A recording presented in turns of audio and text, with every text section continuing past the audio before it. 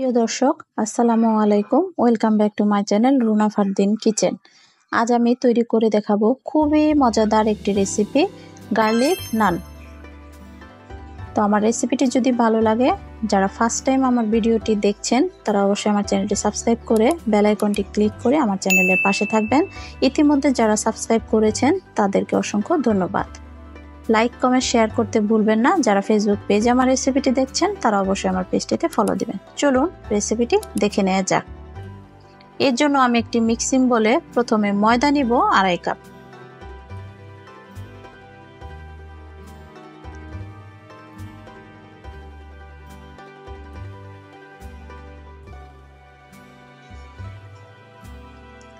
Active dry east নিব 2 চা চামচ।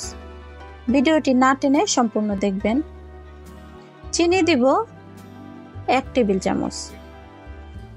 গুঁড়া দুধ দিব 1.5 টেবিল চামচ। লবণ দিব পরিমাণ মতো।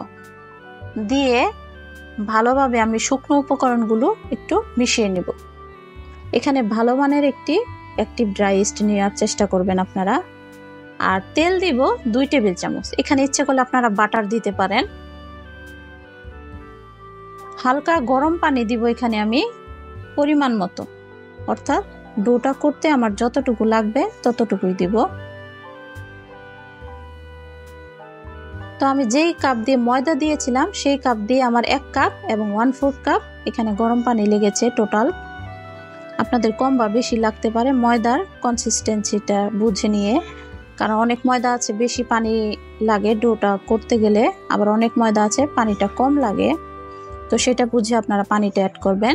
তো মাখাতে যদি দেখেন যে আপনার হাতে একটু লেগে আসছে ময়দাটা, সেই মুহূর্তে কিছুটা তেল দিতে পারেন। তো এখন আমি ডোটা ভালোভাবে মথে নিব। দেখুন যখন হাতটা ক্লিন হয়ে আসবে তখন আপনার ডোটা তৈরি হয়ে যাবে পারফেক্টভাবে।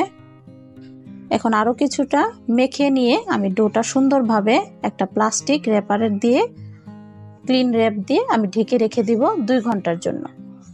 এখানে আপনারা যে কোনো প্লেট বা থালা দিয়েও ঢেকে নিতে পারেন। তো আমি এই ডোটা রেস্টে রেখে দিব 2 ঘন্টার জন্য। ফিরে আসছি 2 ঘন্টা পর। দেখুন 2 ঘন্টা পর আমার ডোটা ফুলে গিয়েছে। এখন আমি ভিতরে বাতাসটা বের করে নিব।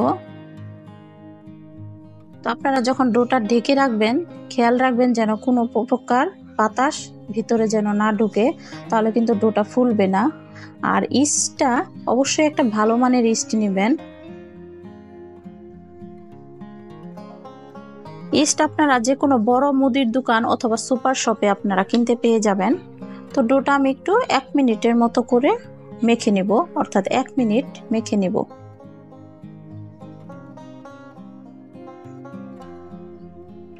এখন আমি ডোটা শুকনো ময়দায় রেখে তার উপরে এখন কেটে নিচ্ছি, অর্থাৎ যে কয়েকটা আমি নান তৈরি করব সমান ভাগ করে কেটে নিচ্ছি।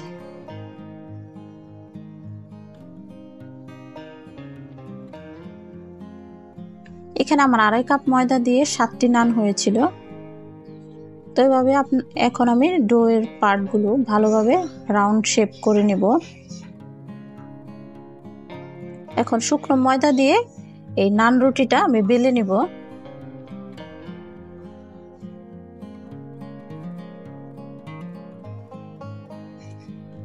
তো বেলে নেওয়া হয়ে গেলে আমি এর উপরে রসুন কুচি এবং ধনেপাতা কুচি দিয়ে আরেকটু বেলে নিব, যাতে করে এই রসুনটা এবং ধনেপাতাটা ভালোভাবে রুটির সাথে লেগে যায়।